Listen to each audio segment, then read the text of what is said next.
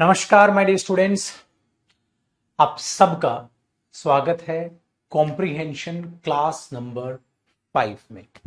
My dear students, हमने 4 class की है। 4 क्लास में मैंने पैराजम्बल्स आपको जो है समझाया है और पैराजम्बल्स के हमने 2 लेवल को बहुत अच्छे तरीके से समझ लिया है, level number 1 and level number 2। दोनों लेवल पे आपने कुछ ऐसे क्वेश्चंस को देखा जो पैराजम्बल से रिलेट करते हैं कि भाई आपको पी क्यू आर एस या ए बी सी डी करके 4 स्टेटमेंट गिवन करेगा, नीचे ऑप्शन देगा और मेरे दोस्त आपको उन ऑप्शंस को मैच करना है। फिर लेवल नंबर 2 में हमारे पास ये भी आ गया था कि हो सकता है पहली और आखिरी स्टेटमेंट फिक्स दे दे, बीच के आपको मैनेज करने। ठीक है, ये आपके पास दे सकता है। आज हम जो है पैराजम्बल वो लेवल नंबर 3 से बातचीत करेंगे। अब आपके लिए अगर मैं बोलूं तो आपके लिए लेवल नंबर 1 और 2 की मैं पीडीएफ अपलोड कराने वाला हूं। लेवल नंबर 1 और 2 की पीडीएफ आपको दोबारा से अपने आप से खुद से करनी। लेवल नंबर 1 की जो पीडीएफ होगी माय डियर स्टूडेंट्स, उसमें आपको 25 क्वेश्चंस देखने को मिलेंगे। कितने क्वेश्चंस देखने को मिलेंगे? 25 क्वेश्चंस। लेवल नंबर 2 की जो आपके पास पीडीएफ होगी उसमें भी आपको 25 क्वेश्चंस देखने को मिलेंगे। तो टोटल कितने क्वेश्चंस आपको करने हैं? 50। उनके नीचे उनके आंसर भी गिवन होंगे, आप मैच कर लीजिएगा प्रैक्टिस करके। लेवल 2 के अगर बात करें तो लास्ट क्लास में 14 क्वेश्चंस मैंने आपको करा दिए थे। 14 के बाद बचे हुए क्वेश्चंस वो माय डियर स्टूडेंट्स आपके लिए हो जाएंगे होमवर्क। तो जो बचे हुए क्वेश्चंस है लेवल नंबर 2 के, बाकी क्वेश्चंस 14 तक मैंने करा दिए थे, बाकी क्वेश्चंस माय डियर स्टूडेंट्स आपके लिए होमवर्क है, आप उनको करेंगे। सो लेवल 1 और लेवल 2 में आपने इन टाइप के क्वेश्चंस को देखा, जिस टाइप के क्वेश्चंस एग्जाम में पूछे जाते हैं। आज हम level number 3 my dear students करने वाले हैं। फिर हम लेवल नंबर 4 करेंगे। तो 4 लेवल में मैं पैराजम्बल्स को बांट के चलता हूं, लेवल 1, लेवल 2, लेवल 3, लेवल 4। ठीक है, फिर लेवल 4 के क्वेश्चंस हम करेंगे। लेवल 4 के अलग पैटर्न के क्वेश्चंस होंगे जिसमें एक ही सेंटेंस को वो डिवाइड कर देगा। ठीक है, तो इन लेवल्स को हम देखने वाले हैं। लेवल 4 में हमारे पास वो क्वेश्चंस होंगे जिनमें एक ही क्वेश्चन को डिवाइड करके आपसे पूछा जाएगा, आंसर बताइए। अगली चीज, तो 4 लेवल, लेवल नंबर 3 और लेवल नंबर फिर 4 हम करेंगे। फिर जो फाइनल हमारे पास प्रैक्टिस होगी वो हम करेंगे प्रीवियस ईयर क्वेश्चंस, यानी कि PYQs। फिर जो लास्ट हम करने वाले हैं माय डियर स्टूडेंट्स, वो प्रीवियस ईयर क्वेश्चंस की पीडीएफ करेंगे, जो कि लेवल 5 नहीं होगा, वो फाइनल होगा। फाइनल जो हम इसके पीडीएफ करेंगे।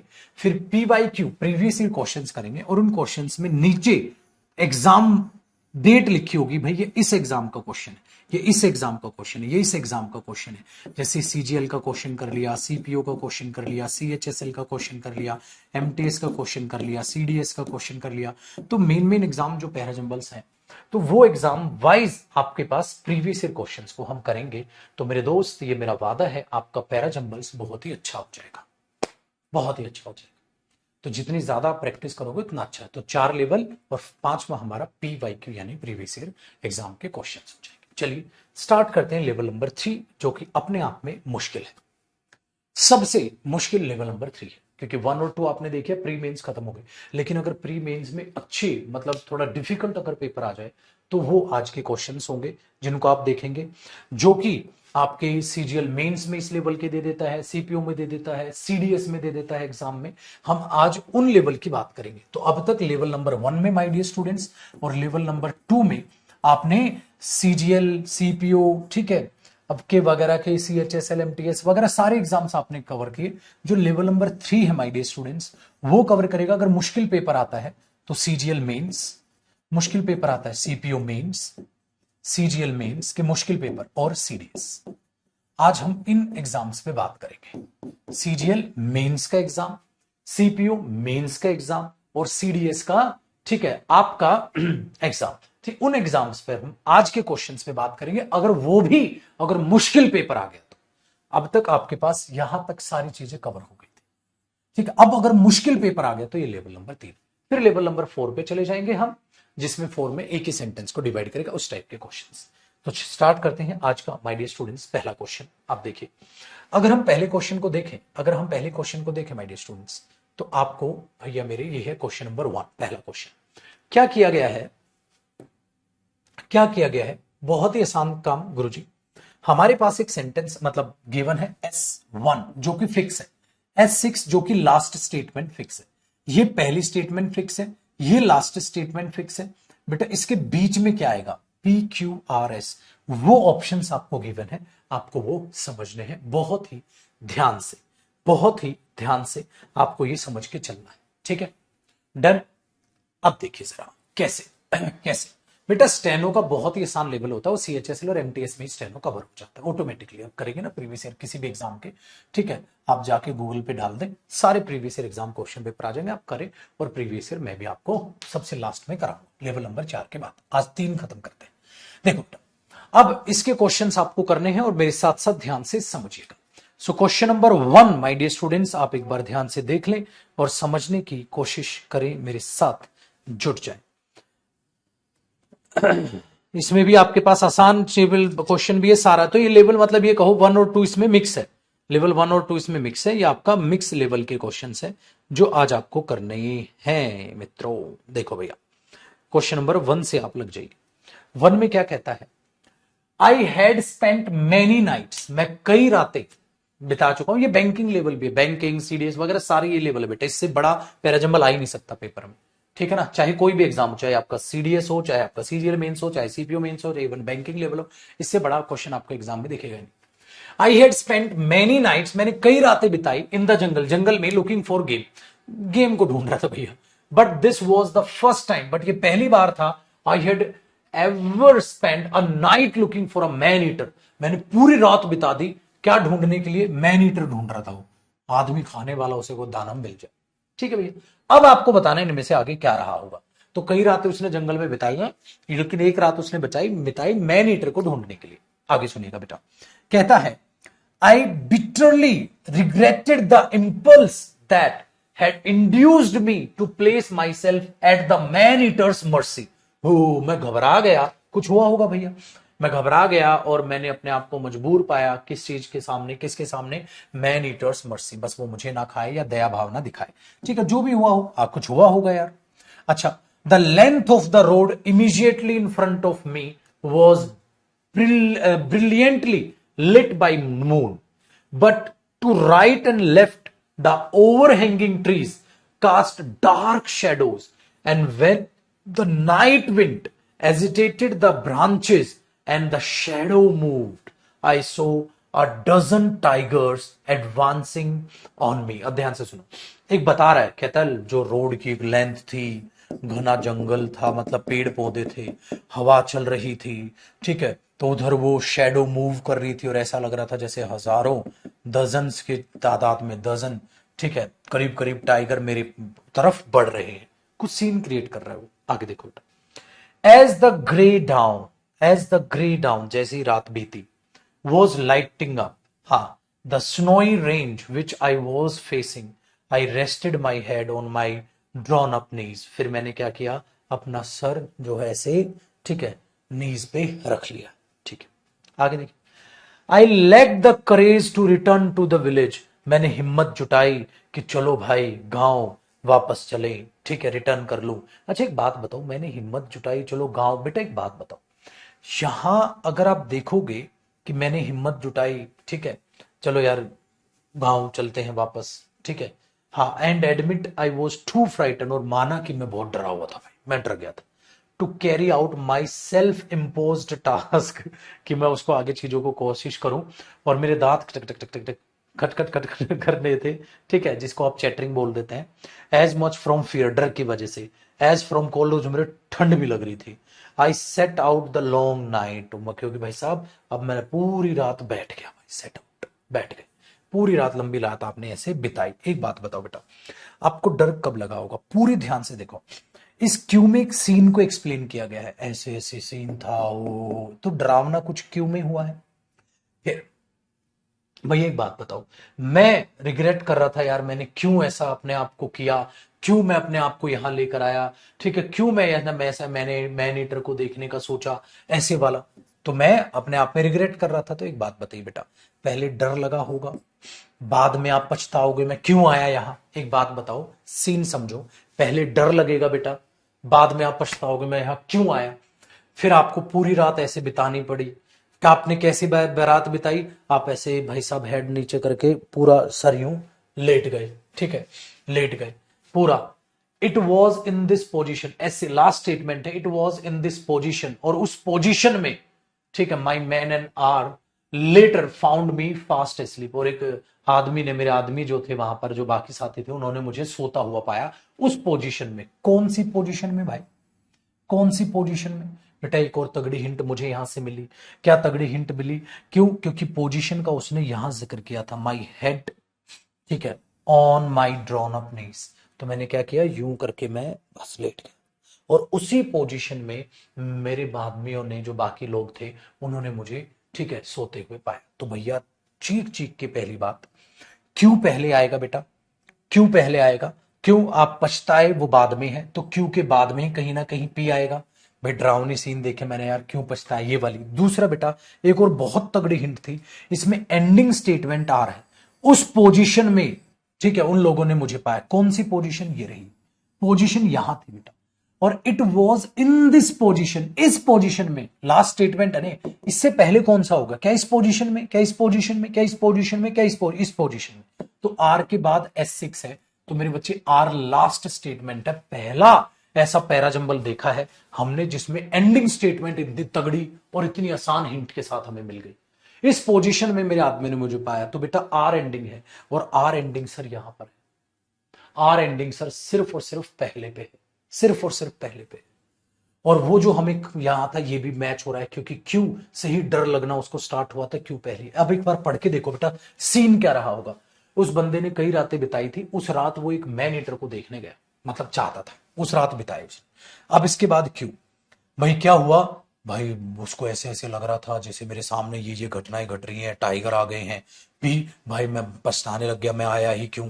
एस फिर मैंने क्या किया यार, अब मैं तो भाई साहब अब डर गया, अब तो जाऊंगा बाद में अपने गाँव, ठीक है, वापस जाऊंगा, ऐसे करूंगा अपने आप को। हाँ, फिर उसने क्या किया, पूरी रात वो बैठ गया, बैठ गया। फिर एज द ग्रे डाउन जैसे हुआ, फिर मैंने क्या किया भैया, फिर मैंने रेस्ट गया अपने सर को, ऐसे ऐसे मैं लेट गया। तो इसके बाद ये सीन आ गया, बिल्कुल ठीक है। और इसके बाद इस पोजीशन में मेरे दोस्तों ने मुझे पाया, ठीक है, ये चीज, ठीक है। I had neither heard NOR scene anything, फिर जो भी हुआ हो आके उसके साथ हादसा, उसने वो मेंशन कर दिया। तो यहाँ S6 आ गया भैया, इसमें ये तगड़ी हिट थी बेटा।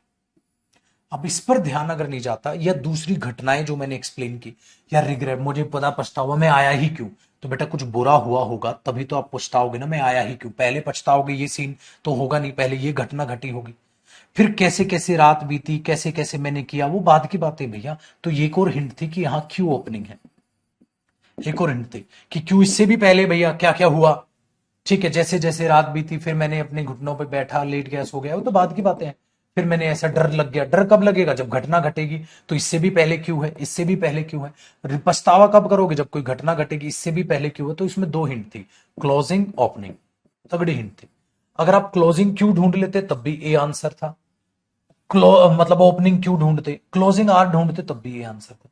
मतलब एग्जामिनर ने ये ओपनिंग और क्लोजिंग स्टेटमेंट पे क्वेश्चन दिया था। बड़ा आसान, देखने में कितनी बड़ी चीज थी। तो ऐसा नहीं देखना कि बड़ी लेंथ है तो ये, बट स्टोरी बेस्ड चीजों को समझना पड़ेगा। अब आपने क्या समझे, बड़ा बच्चा बनना पड़ेगा, आपको ये देखना पड़ेगा बेटा कौन सा काम पहले होगा, इफेक्ट बाद में आएगा, पहले इफेक्ट का। अब ये इफेक्ट है, इफेक्ट बाद में आएगा, पहले डर डर लगेगा, तब आप पछताओगे यार ऐसा मैंने क्यों किया। समझ में आई बात? आगे बढ़ी, इस तरीके के लेवल के क्वेश्चन है। आइए अगला क्वेश्चन नंबर 2 है बेटा, ये यहां से क्वेश्चन नंबर 2 की बात करते हैं। Question number 2 my dear students, क्या कहता है भैया 2 में देखो, one day her mother having made some cakes, एक दिन उसकी मम्मी ने कुछ केक्स बनाए। सेट टू हर, उसको कहा, गो माय डियर, जा मेरी बच्ची, and see how your grand mother is doing, देख के यार तेरी दादी कैसी। क्यों? क्योंकि आई हियर, मैंने सुना है, शी हैज बीन वेरी इल, वो बीमार पड़ी हुई है। टेक हर अ केक, उनके लिए केक ले जा, and this little pot of butter, और ये बटर ले जा। भाई कहानी यहां से शुरू हुई क्योंकि पहला और छठा फिक्स है। तो एक दिन उसकी मम्मी ने केक बनाया, बोली जा अपनी दादी को देख के, दादी कहीं और रहती होगी, तेरी दादी बीमार चल रही है, मैंने सुनने में आया है, उसको उनके लिए केक ले जा और ये बटर ले जा, ठीक है। तो किसको भेजा उसने, हाउ योर ग्रैंड मदर, तो one day her mother, her mother मतलब लड़की की मम्मी ने उसको भेजा। अब आगे, ही आस्क्ड हर, है यहां तो मम्मी और बेटी का जिक्र है। He asked her where she was going. अब यहां से चालू ना बेटा, इनके बीच में क्या आएगा, यहां से चालू। उसने उस लड़की से पूछा कहां जा रही हो तुम। द पुअर चाइल्ड, उस बच्चे ने, हु डिड नॉट नो, जिसको नहीं पता था, इट वॉज डेंजरस, डेंजरस है to stay and talk to a wolf, लोमड़ी से, वुल्फ से बात करना मतलब खतरनाक है। सेड टू हिम, ठीक है, said to him I am going to see my grand, मैं तो अपनी ग्रैंड मदर के पास जा रही हूं, and carry her a cake, उनके लिए केक लेके जा रही हूं और बटर लेके जा रही हूं अपनी मम्मी से। तो उसने ये बोला। अच्छा बोलेगी कब, जब उससे कोई पूछेगा। तो इसका मतलब ये इसी ने पूछा है उससे। He asked her where she was going, कहां जा रही हो तुम, और ये उसने आंसर किया होगा भैया, ये उसने आंसर किया होगा भैया, यही तो बात बनने लग रही है। उसने उससे पूछा होगा तो उसने आंसर, बेटा एक बात बताओ, आंसर कब करोगे, जब पूछा जाएगा। तो पहले पूछेगा तभी तो आंसर आएगा। ये तो आंसर किया उसने, पुअर बच्ची ने आंसर किया कि मैं तो अपनी दादी के पास जा रही हूं, लिखा है बेटा। इट वॉज, उसको नहीं पता था कि ऐसे नहीं होना। सेड टू हिम, उसको जब कहा आई am going, I am going, मैं तो जा रही हूं, तो उस बच्ची ने उस सेड टू हिम, उस वुल्फ को कहा मैं तो जा रही हूं दादी के पास ऐसे ऐसे लेके। तो बेटा पहले क्वेश्चन पूछेगा बाद में तो आंसर करेगा। इसका मतलब पी और क्यू एक साथ लग रहा है हमें। आगे देखते हैं। As she was going through the wood, जंगल से जब वो जा रही थी, she met with a wolf, ओ वो एक वुल्फ से मिली। अच्छा बेटा वुल्फ से बाद में मिलेगी, बाद में उस वुल्फ ने उससे कुछ पूछा होगा, बाद में उसने उस वुल्फ से कुछ आंसर किया होगा, सबसे पहले तो वो मिलेगी। इसका मतलब आर ओपनिंग लग रहा है, इससे पहले लग रहा है, इससे भी पहले आ रहा है और इससे भी पहले आ रहा है, ठीक है। तो पी और क्यू से पहले कहीं आर लग रहा है। आगे देखो, फिर उसने पूछा, हाँ तो who had great mind to eat her up, और के वुल्फ के दिमाग में था इसको खा लू मैं। ही डेयर नॉट, बट उसकी हिम्मत नहीं थी, क्यों, क्योंकि कुछ would cutters near by forest में काम कर रहे थे तो उनको डर था, ठीक है। शी सेट आउट इमीडिएटली, वो जल्दी से बाहर गई, to go to her grandmother, अपनी दादी के पास जाने के लिए, who lived in another village, जो कि वो दूसरे गांव में रहती थी। है ओ भाई, वो जल्दी से बाहर निकली जाने के लिए ग्रैंड मदर के पास जो दूसरे गांव में रहती थी। बेटे एक बात बताओ, वो निकली कब निकली, जब उसकी मम्मी ने कहा। ओ भाई, आर पी क्यू से पहले आएगा पक्का, क्योंकि पहले वो वुल्फ से मिलेगी, बाद में वुल्फ से क्या बातें हुई, ये वो सीन है। तो पी और क्यू से पहले पक्का आ रहा है। देखो बेटा, पी और क्यू से पहले आर नहीं है, पी और क्यू से पहले आ रहा है, पी और क्यू से पहले आर नहीं है, पी और क्यू से पहले आ रहा है। अब आपको यह सोचना है मेरे बच्चे, एस पहली स्टेटमेंट है यार, सर एस पहली स्टेटमेंट हुई क्यों, उसकी मम्मी ने कहा जा अपनी दादी को केक वेक दिया, फिर वो बाहर निकली जो कि उसकी दादी दूर रहती थी, फिर वो जाने लग गई, फिर आर जैसे ही वो गई जंगल के थ्रू वो जा रही थी, बेटा यहां से जाना चालू किया ना, तो भैया एस ओपनिंग हुआ, यहां से निकली है ना वो, सी सेट आउट, फिर वो निकली इमीडिएटली, तुरंत से वो निकली जाने के लिए, उसकी जो दादी है वो दूसरे गांव में रहती थी। आर जैसे ही वो जंगल से फिर जा रही थी, उसे एक वुल्फ मिली, पी वुल्फ ने ये पूछा, उस लड़की ने ये रिप्लाई किया। तो पी और क्यू भी एक साथ है, वो तो हमने देख भी लिया था, पी और क्यू इसमें भी एक साथ है, इसमें भी। लेकिन बेटा एस एंडिंग कैसे कर लोगे तुम, जो बच्चे एस एंडिंग लिख रहे हैं, मां कसम थोड़ी शर्म कर लो मेरे बच्चे, इतनी प्रैक्टिस कराने के बाद हाथ जोड़ के रिक्वेस्ट कर रहा हूं, थोड़ी शर्म लाज रख लो। एस एंडिंग कैसे कर सकता है तू, वो जल्दी से अपनी दादी के यहां जाने के लिए निकली जो दूसरे गांव में रहती थी, वो जल्दी से अपनी दादी के यहां जाने के लिए निकली जो कि दूसरे गांव में रहती थी। कब निकलेगी वो दादी के जाने के लिए, जब उसकी मम्मी बोलेगी जा बेटा अपनी दादी को ले आ, जा अपनी दादी को ले आ। फिर दूसरा, उसके बाद जो लास्ट स्टेटमेंट है उसमें क्या लिखा है, does she live far off, she said the wolf, wolf ने कहा, वुल्फ कब, वुल्फ का जिक्र यहां चल रहा है, पी में, क्यू में, आर में, एस में वुल्फ का जिक्र है ही नहीं, तो एस के बाद तू एस सिक्स कैसे बोल देगा भाई, एस के बाद एस सिक्स कैसे बोल देगा भाई, एस के बाद तू एस सिक्स कैसे बोल देगा, फिर ये तो स्टार्टिंग होगा, और एस के बाद आप एस सिक्स कैसे बोल दोगे, लास्ट स्टेटमेंट ये बोल पाओगे। वुल्फ ने उसको पूछा था, वुल्फ ने उससे कहा था, अरे भाई वुल्फ यहां जिक्र है, यहां थोड़ा ना जिक्र है, वो जल्दी से निकली अपनी दादी के यहां जाने के लिए। भाई स्टोरी को समझो, अपनी दादी के यहां जाने के लिए तब निकली जब उसकी मम्मी कही कि जा दादी के यहां चली जाए। तो वो निकली, रास्ते में जंगल पड़ा, जंगल में वुल्फ मिली, वुल्फ ने ये पूछा, फिर वुल्फ ने ये पूछा, ये पूरी स्टोरी है बेटा, बी हुआ, एस एंडिंग हो ही नहीं सकता, क्योंकि एस के बाद एस सिक्स भी नहीं हो सकता। तो दिमाग लगाओ भाई, हवाबाजी में आंसर करना नहीं चाहिए, हवाबाजी में आंसर नहीं करना चाहिए। दूसरा, बहाना नहीं बनाना चाहिए, मेरी इंग्लिश वीक है या फलाना ढिमकाना, वो सारे बहानेबाजी। इतना पढ़ा लिखाने के बाद बेटा सबको आराम से समझ आता है, इसके बाद भी अगर तुम्हें बहाने बनाना है, सर मेरी अंग्रेजी वीक है, फलाना ढिमकाना, बेटा तो आप पूरी ताउम्र बहाने बनाता रह जाएगा, ताउम्र बहाने बनाता रह जाएगा। ये बात याद रखो। चलो आगे आओ।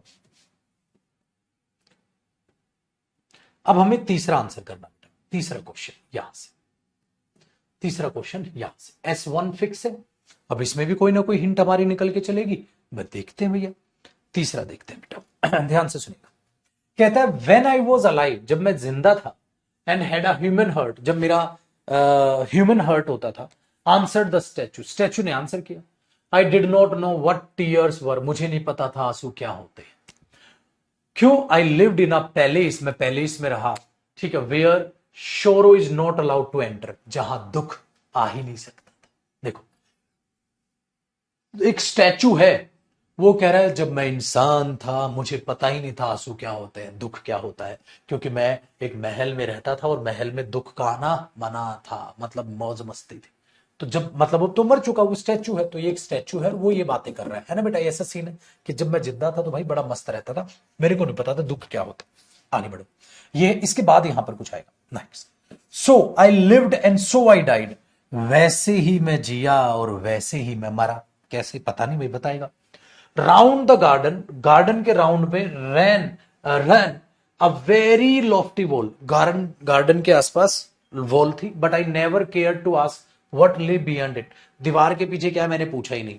Everything about me was so beautiful, मेरे लिए तो वही बढ़िया था, मजा आ रहा था। नेक्स्ट, माई कंट्रेर जो थे called me the happy prince, मुझे वो हैप्पी प्रिंस बुलाते थे। The happy indeed I was if pleasure be happiness, अगर प्लेजर हैप्पीनेस था तो मैं खुश था भाई, मजे थे। इन द डे टाइम में I prayed with my companions, मैं प्रे करता था इन द गार्डन, हाँ, and in the evening I led the dance in the great hall, और मैं डांस करता था, खत्म। अरे भाई ये तो बहुत आसान, मतलब पूरी जिंदगी उसकी मस्त कटी। ऐसे ही मैं जिया और ऐसे ही मैं मरा। कैसे जिए और कैसे मरे? बेटा एक बात बताओ, आप इतनी तगड़ी हिंट है, एंड ध्यान से सुनना, फिर एक और हिंट है, and now that I am dead, और अब मैं जबकि मर चुका हूं, क्योंकि स्टैचू है ना वो, they have set me up, और अब उन्होंने इतनी ऊंचाई पे मुझे स्टैचू बना के लगा दिया। एक बात बताना बेटा, इन तीनों का लिंक देखो। सो I lived so I died, ऐसे ही मैं जिया और ऐसे ही मैं मरा। कैसे? ऐसे ऐसे ऐसे। भाई तुम्हें नहीं लग रहा पी क्लोजिंग स्टेटमेंट है? तुम्हें नहीं लग रहा इसके इसके इसके बाद में आएगी क्या?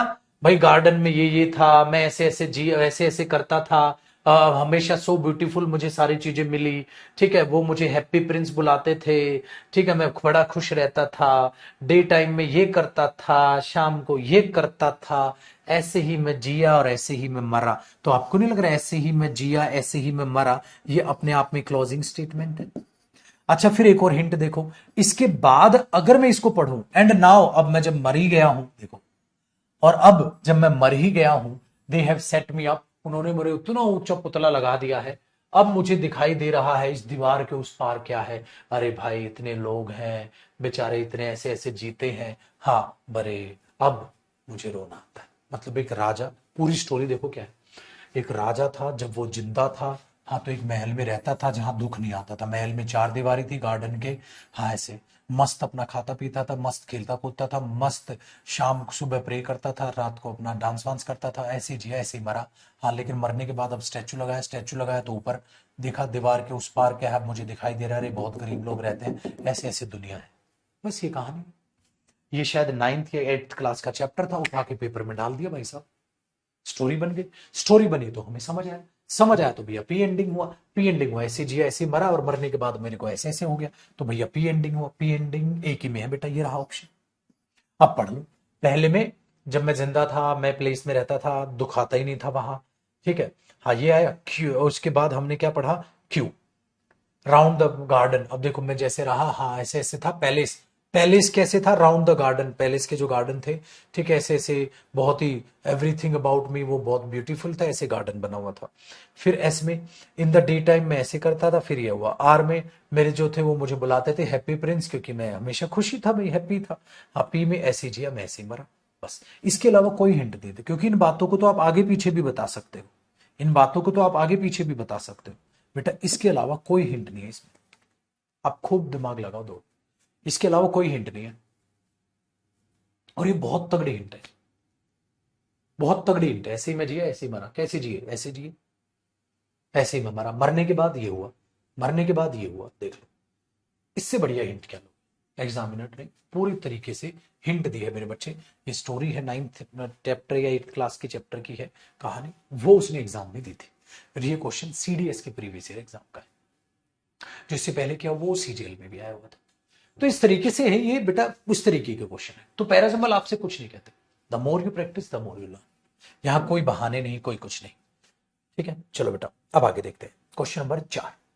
माय डियर स्टूडेंट्स, अगर हम 4 को समझने की कोशिश करें तो ये पहला S1 तो फिक्स है भैया, अब तो आसान लग रहे होंगे बेटा। S1 तो फिक्स है, ठीक है। हाँ, आपने बोला हाँ जी बिल्कुल फिक्स है sir. Each organism is adapted to its environment. हर एक ऑर्गेनिज्म जो है वो अपने एनवायरमेंट के हिसाब से ढला हुआ है, S1। अब इसके बीच में क्या आएगा, देखो, there is a range of strategies by which the food is taken in and used by the organism। कहते हैं स्ट्रेटजीज है हमारी, हाँ, रेंज ऑफ स्ट्रेटजीज है जिसमें खाना जो है वो लिया अंदर जाता है और ऑर्गेनिज्म के द्वारा यूज किया जाता है, ठीक है। फॉर एग्जाम्पल, जैसे कि whether the food source is stationary, चाहे फूड का स्टेशनरी सोर्स है जैसे ग्रास हो, ठीक है, और मोबिल मतलब जैसे डियर हो, ठीक है, would allow for differences in how the food is access. कैसे फूड एक्सेस किया जाएगा उसमें डिफरेंसेस आ जाएंगे भैया। क्यों? क्योंकि जो न्यूट्रिटिव है चीजें जो काऊ के द्वारा यूज की जाएंगी वो अलग है, मतलब शाकाहारी और मांसाहारी के द्वारा यूज किए जाएंगे वो चीजें अलग है भाई। वो भी ऑब्वियसली बात है, आपके पेट में क्या जा रहा है, आप मांसाहारी हैं या आप वेजिटेरियन हैं, वो उस पर फर्क पड़ रहा है। The form of nutrition differ depending on the type of availability of the food. Food की कैसी टाइप ऑफ अवेलेबिलिटी है ना, हाँ, उस पर डिपेंड करेगा कि क्या हो रहा है। तो टाइप ऑफ फूड जो है उस पर डिपेंड करेगा कि क्या होने लग रहा है, ठीक है। हाँ, as well as how it is obtain by an organism, और जो ऑर्गेनिज्म जो उसको खा रहा है उस पर डिपेंड करता है, उस पर डिपेंड करता है। अब एक बात बताओ मेरे बच्चे, अब एक बात बताओ, द फॉर्म ऑफ न्यूट्रिशन जो है, हाँ, वो डिफर करता है डिपेंडिंग ऑन द टाइप और अवेलेबिलिटी ऑफ फूड। टाइप क्या है खाने का और उसकी अवेलेबिलिटी क्या है, ठीक है, खाने की उस टाइप ऑफ, जो खाने का टाइप है ना उस पर डिपेंड करता है बेटा। एक बहुत तगड़ी हिंट, अब आर और क्यू को समझो।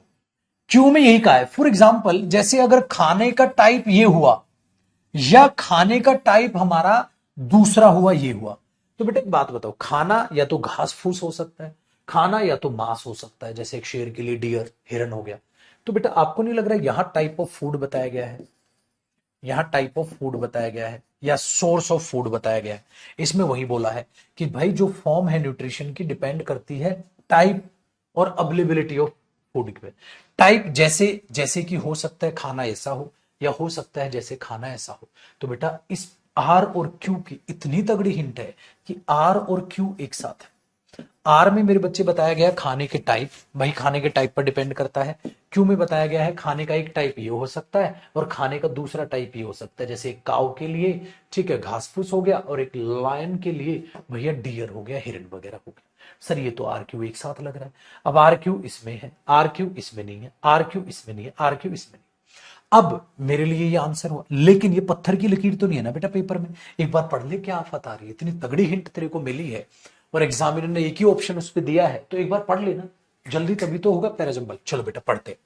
कहता है हर एक ऑर्गेनिज्म जो है डिपेंड करता है उसके कैसे एनवायरमेंट है। Or the form of nutrition, जो न्यूट्रिशन की फॉर्म है वो डिपेंड करती है टाइप ऑफ खाना क्या है।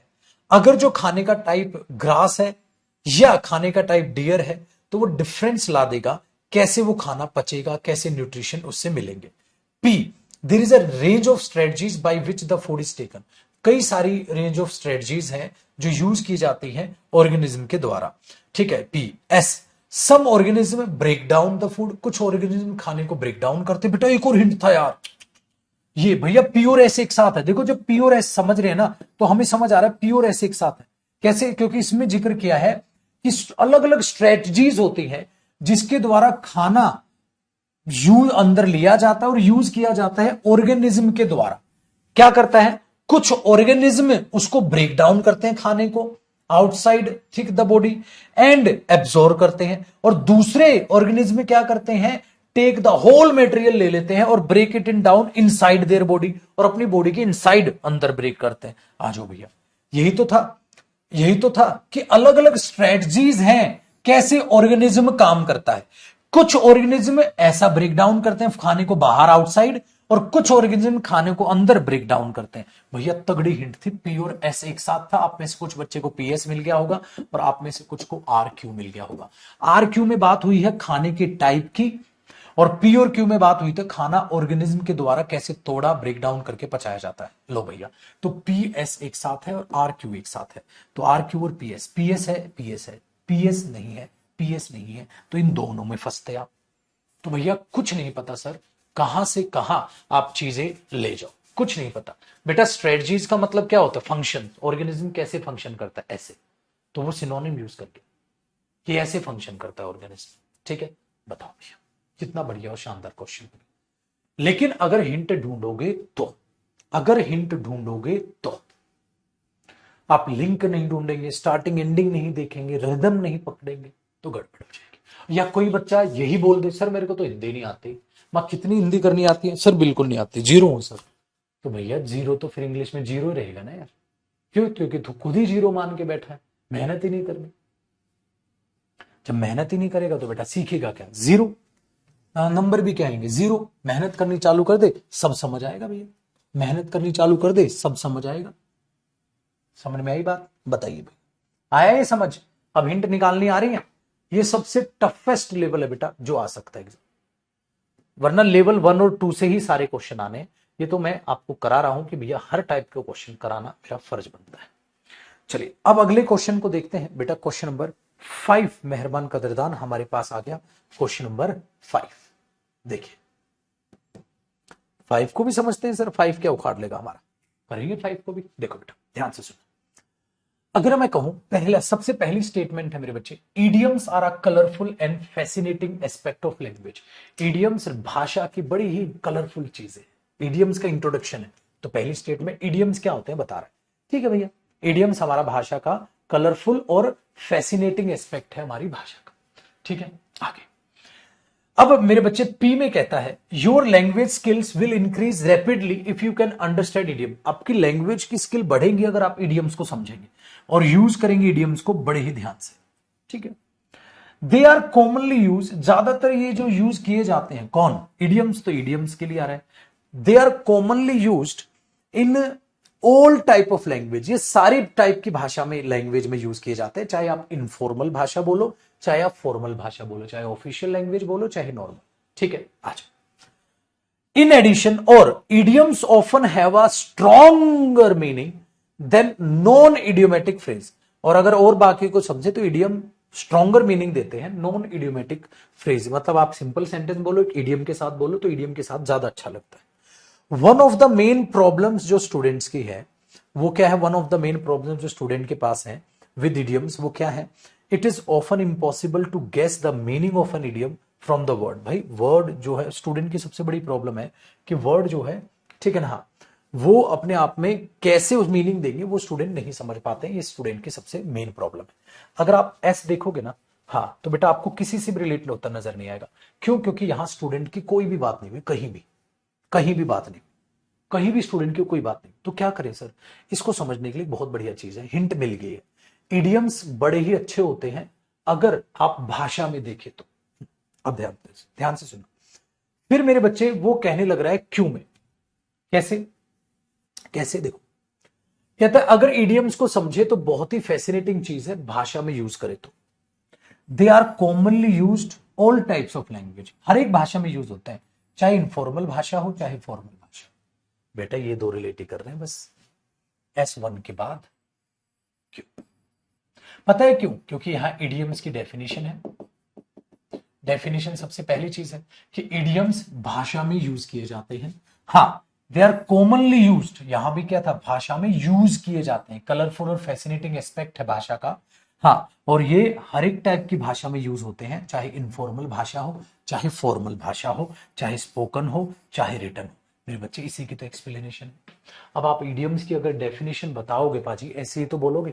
इडियम्स हर एक भाषा में यूज किए जाते हैं। इडियम्स यूज किए भाषा के लिए बहुत ही इंपॉर्टेंट एस्पेक्ट है, हर एक भाषा में यूज होते हैं, चाहे फिर इनफॉर्मल भाषा हो चाहे formal.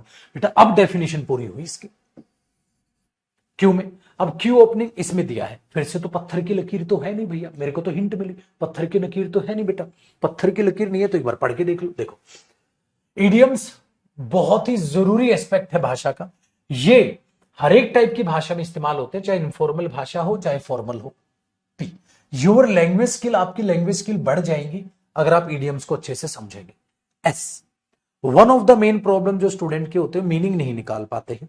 Are in addition idiom often have stronger अरे एक और sorry stronger meaning than non idiomatic phrase. ये भी था बेटा, ये भी था, क्योंकि इसने जिक्र किया था कि क्या होता है, एक आप ये देख रहे थे एस और आर एक साथ है, कैसे एक साथ है बेटा, जब आप पढ़ोगे ना पेपर में ऑटोमेटिकली कि भैया एक प्रॉब्लम ये है स्टूडेंट की कि वो जो है बेचारे मीनिंग नहीं समझ पाते हैं इडियम का, कि एक इडियम क्या मीनिंग दे रहा है, क्योंकि जो मीनिंग निकल रहा होता है उससे कुछ मतलब कुछ हो रही आता है।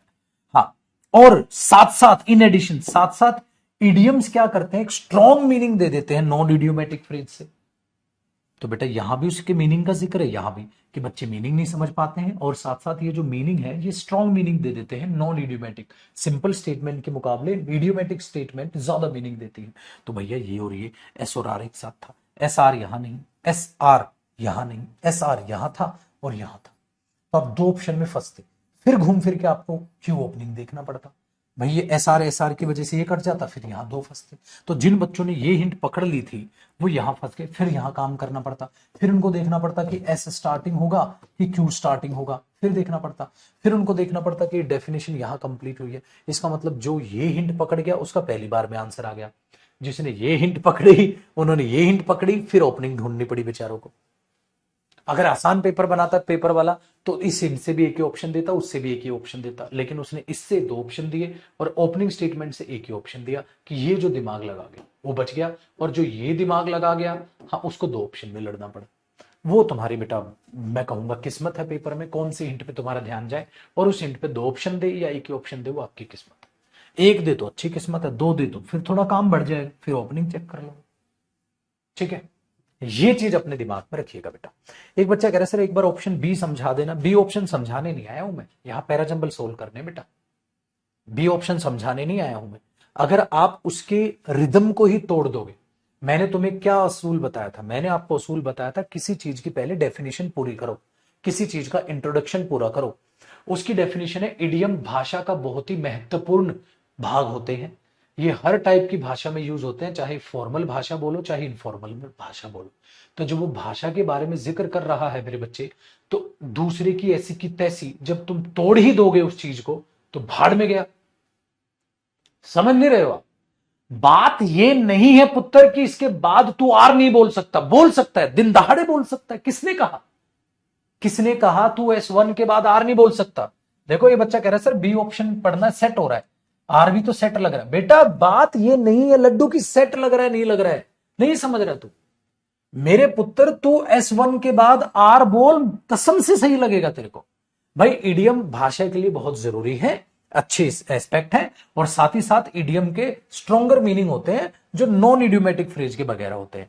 फिर एस पढ़, इसके बाद आर पढ़ा ना, आर पढ़ लिया, अब एस पढ़। वन ऑफ द जो मेन प्रॉब्लम स्टूडेंट की है, फिर तू पी पढ़, योर भाप की भाषा बड़ी जरूरी, फिर तू ये पढ़, ये साथ साथ यूज सारी भाषा में होते हैं। हाँ तो अरे साला सब सही है, हाँ तो सब सही है भाई। मुझे एक दो तीन चार पांच छह लाइनें बोलनी है, छह लाइनें बोलू सब सही है, और गलत क्या है? यहां ये स्टोरी तो है नहीं कि पहले चाकू मारा होगा, फिर वो मरा होगा, फिर कत्ल का केस लगा होगा, फिर वो जो है सजा मौत हुई होगी उसको।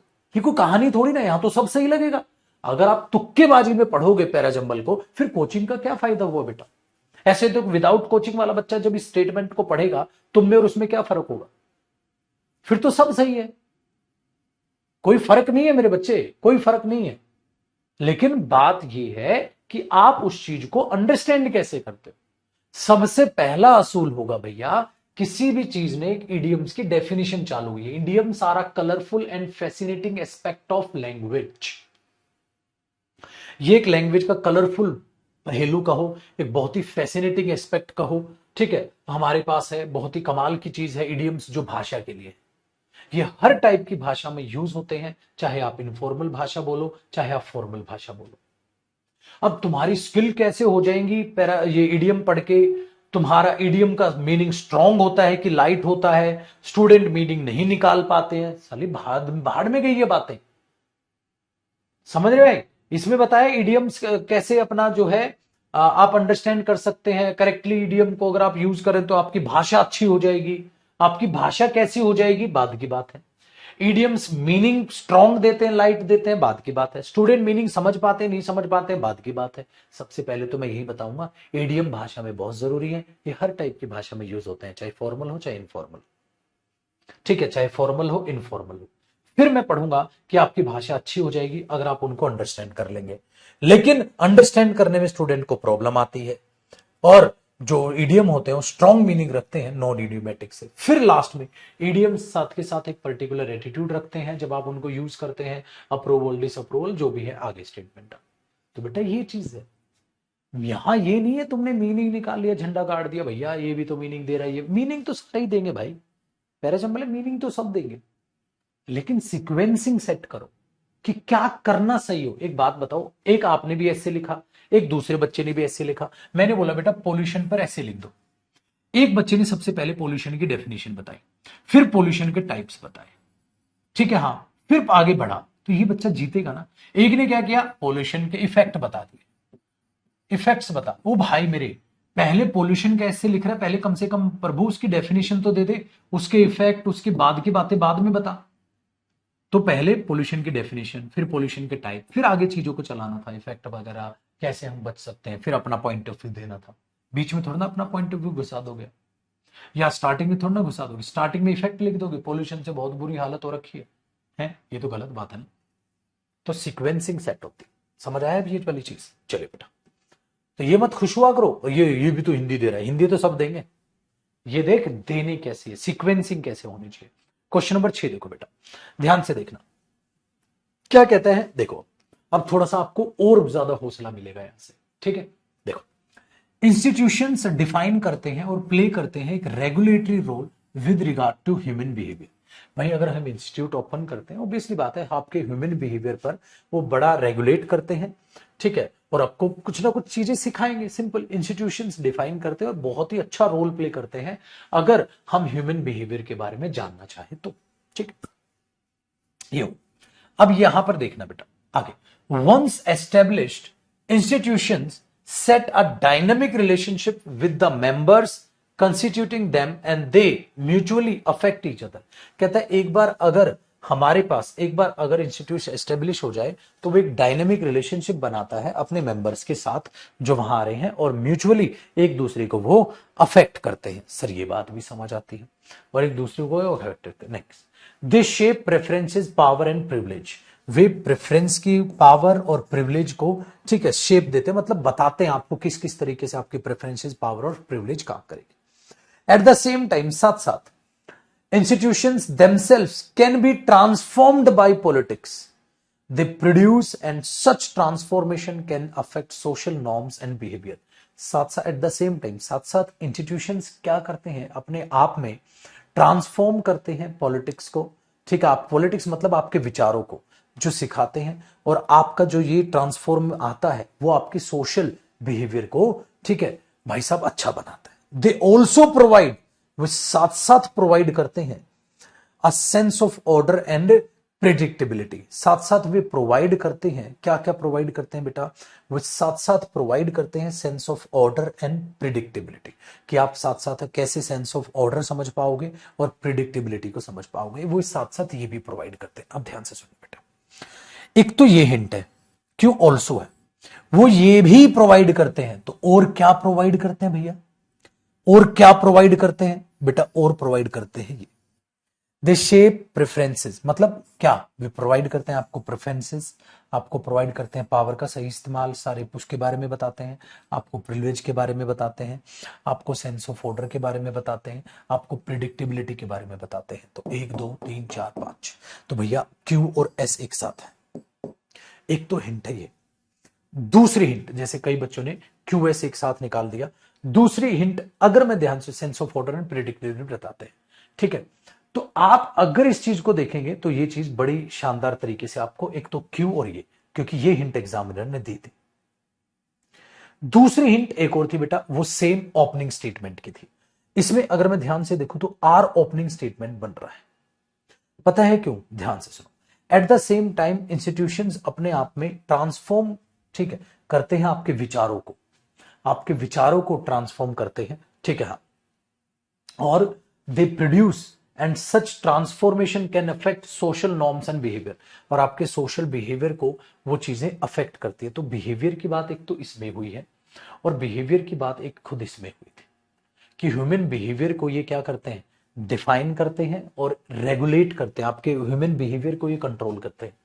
एट द सेम टाइम साथ साथ क्या करते हैं इंस्टीट्यूशन, देखो, तो इंस्टीट्यूशंस क्या करते हैं, डिफाइन करते हैं और प्ले करते हैं एक रेगुलेटरी रोल ह्यूमन बिहेवियर पे, और साथ साथ इंस्टीट्यूट क्या करते हैं, इंस्टीट्यूट्स अपने आप में ट्रांसफॉर्म करते हैं आपके विचारों को और प्रोड्यूस करते हैं एक ट्रांसफॉर्मेशन जो आपके सोशल बिहेवियर को अफेक्ट करती है। तो इंस्टीट्यूट क्या करते हैं और इंस्टीट्यूशन क्या करते हैं, आर में बताया बेटा।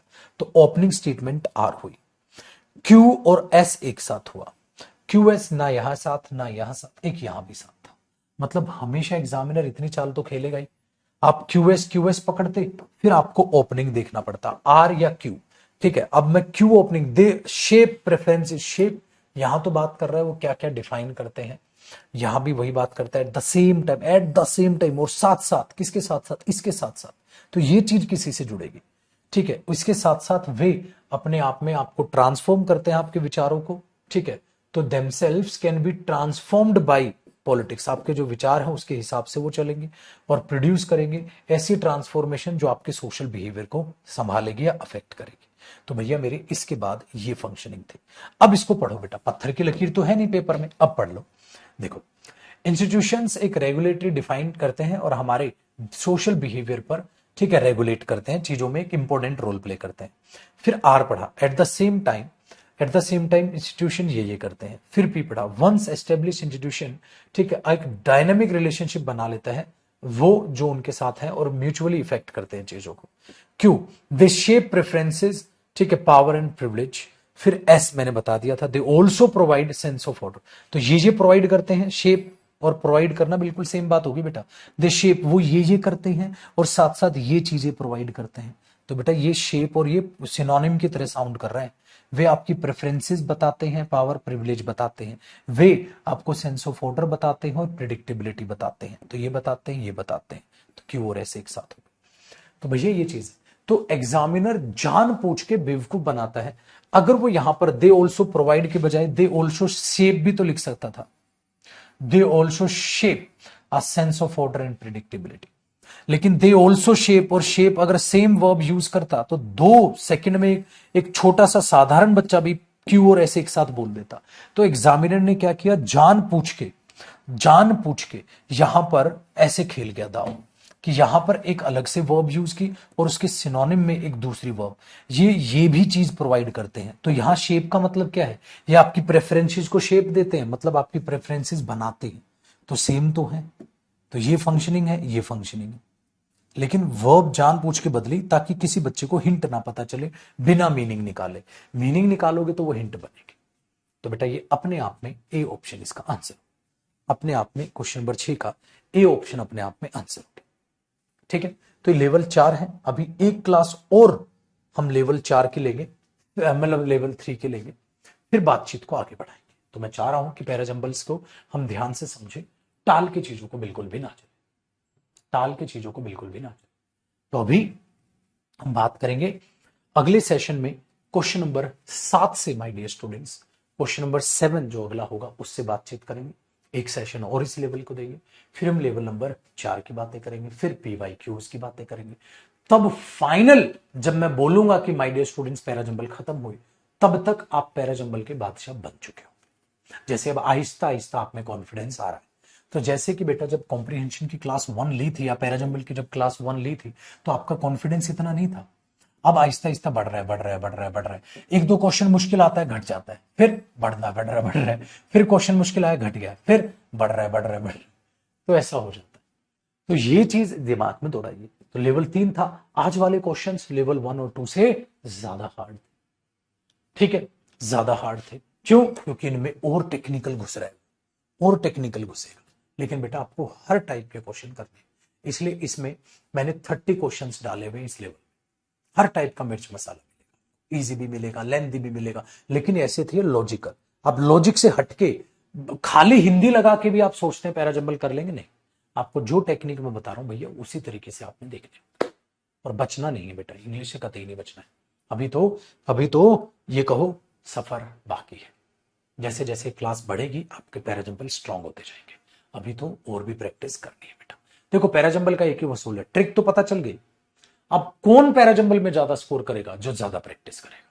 कौन करेगा ज्यादा प्रैक्टिस? सारे के सारे करेंगे मेरे साथ मिलकर। तो अगले सेशन में मिलते हैं मेरे दोस्त। खुश रहिए, आबाद रहिए, और इन्हीं को यूं ही प्रैक्टिस करते रहिए बेटा। ठीक है, आज टफ लग रहे हैं। शुरुआत में तो ऐसा भी बोलता बच्चा, सर वो क्या याद करता हूं, भूल जाता हूं, लेकिन आफ्टर सम टाइम करता रहे करता रहे करता रहे करता रहे करता रहे, याद होने लग जाएगा। जो डर के भागेगा भागेगा, बुजदिल बनेगा बन। कईयों को लग रहा है नन्ही परी आएगी पैराजंबल सिखा के जाएगी, नहीं सिखा सकता, कोई नहीं सिखा सकता जब तक आप खुद प्रैक्टिस के लिए तैयार। तो लेवल 3 के अभी कंटिन्यू क्लास करेंगे, ठीक है। अगले सेशन में हम मुलाकात करेंगे। Thank you so much, bye bye, take care my dear students. अब आपका होमवर्क बिल्कुल सेम है।